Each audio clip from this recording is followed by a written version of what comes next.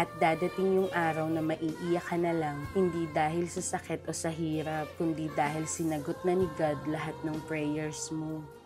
And today nga, papunta kami sa school ni Diday. Yung mga ganitong ganap ay talagang importante sa akin. Kaya talagang pinaglalaanan ko to ng oras. Ayoko kasi na kahit isa ay may mamist ako sa mga achievements ni Diday. At gusto ko na sa mahirap na sitwasyon man o sa magandang sitwasyon or any blessing na matatanggap niya, gusto ko lagi kaming nandyan para sa kanya. Para maramdaman niya yung buong suporta namin sa kanya ng dada niya. At pag umaalis kami, hindi lang talaga ako yung excited. At sa ilang beses na nga naming nakapunta dito sa school ni Diday, pakiramdam ko tandang-tanda talaga lagi ni Dave, lalo na kapag nakakakita siya ng ibang estudyante. Alam niya na nandito yung mama niya. Bago nga yung araw na to, 3 days hindi nakapasok si Diday sa school. Nagkaroon kasi siya ng lagnat tapos sumasakit daw yung lalamunan niya. Hindi ko sana siya papapasukin nung araw na to. Pero sabi kasi niya, first grading and second grading ngayon lang magkakaroon ng card viewing. So talagang nagpumilit siyang pumasok kahit nga medyo may sinat pa siya. Sabi niya pag hindi niya daw kinaya at kapag may sumakit pa ulit sa kanya, magpapasundo na lang daw siya or uuwi na lang daw siya. Pero thank God dahil talagang okay na siya. Kasi medyo mahirap din na inaalagaan namin si Dave tapos may sakit din siya. At baka mahawa pa nga yung bata. So dito nga tuwang-tuwa ako nung makita ko yung grades ni Diday. Simula first grading at second grading na tumaas talaga siya. At hindi ko ine-expect yung binigay sa amin ng teacher niya. Kasi nung una nag-uwi si Diday na pang top 7 siya. Ngayon, sobrang gulat na gulat ako dahil top 5 siya ngayon. At lahat ng to ay hindi ko talaga ine-expect. Kasi hindi naman ako bumabase kung nasa top siya or wala. Ang importante lang sa akin ay nag-aaral siya araw-araw at yung makatapos siya na may diploma. At yun yung lagi kong sinasabi sa kanya. Pero tingnan mo nga naman ang resulta. Yung mga bagay na hindi mo ine-expect, mas yun pa yung ibibigay sa'yo ni Lord. At mas doble pa sa hindi mo inaasahan. Kaya talagang grabe kumilos si Lord. Ang kailangan mo lang talaga ay magtiwala ka sa lahat ng plano niya para sa'yo.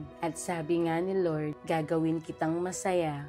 Pero bago yan, dadaan ka muna sa maraming pagsubok para mas tumibay ka. And I'm so proud of you, anak, dahil kinaya mo ang lahat ng to. May iilan man na hinusgahan ka at hindi naniwala sa kakayanan mo, pero mas pinatunayan mo sa amin na kaya mo, na hindi magiging hadlang ang mga nakaraan mo para sa mga pangarap na gusto mong abutin. At proud akong sabihin sa'yo na you're almost there, anak. Alam nating malayo pa, pero malayo na rin naman sa dati. And your all sacrifices will be worth it. Naniniwala ako na hanggang dulo ay kaya mo. At wala ka nang hindi nakakayanin pa. Dahil alam kong maraming naniniwala at nagmamahal sa'yo. At alam namin na lahat ng to ay ginagawa mo para kay Dave. At wala kang dapat ipag-alala dahil kasama mo kami ng dada mo hanggang dulo para abutin lahat ng pangarap mo.